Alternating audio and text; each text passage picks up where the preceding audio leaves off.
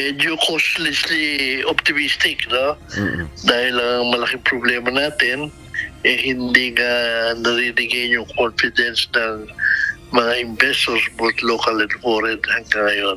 May kumpiyansa ngunit may halong pag-iingat sa magiging estado ng ekonomiya ngayong 2026. Ito ang sagot ni Sergio Ortiz, presidente ng Employers Confederation of the Philippines o ECOP, sa tanong kung gaano ba kapositibo ngayon ang business sector sa magiging pag-unlad ng bansa sa gitna ng ginagawang investigasyon sa anomalya sa ilang proyekto ng pamahalaan, partikular na sa flood control projects. Ayon kay Ortiz, patuloy na nakaabang ang mga negosyante at mamumuhunan sa resulta ng kampanya ng Administrasyong Marcos laban sa korupsyon.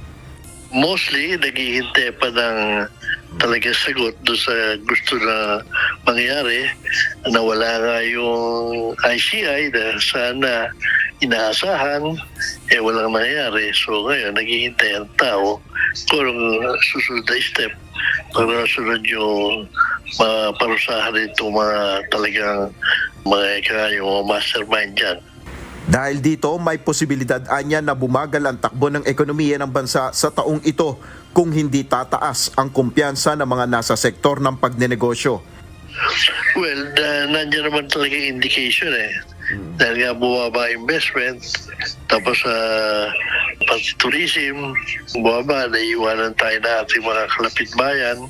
Siguro, yun na hinihintay natin, yung makarecover yung confidence para noon maka-abad tayo. Bukod sa pagpapakulong sa mga malalaking tao na sangkot sa anomalya, nais rin ng business group na mapagtuunan ng pansin ng gobyerno ang paglalaan ng budget sa export industry at para sa mga maliliit na negosyo. Yung hinahanapan namin, wala rin ako nakikita. Gusto namin magkaroon ng budget sa export, sa SME. Wala akong nakita. So, hindi ko alam kung saan na naman pinaglalagay yung budget na yan. Sa pag-aaral ng Philippine Institute for Development Studies o PIDS, susi pa rin sa pagpapalago ng ekonomiya ang pagpapalakas sa services sector na may malaking ambag sa pagbibigay ng trabaho.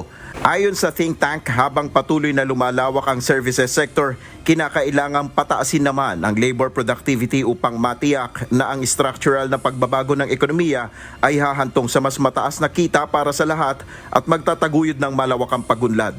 Ang services sector ay binubuo ng mga hanap buhay o negosyo na nagbibigay ng serbisyo sa halip na produkto tulad ng mga guro sa paaralan, doktor at nurse sa mga ospital at mga gumagawa o mekaniko ng sasakyan tulad ng motorsiklo.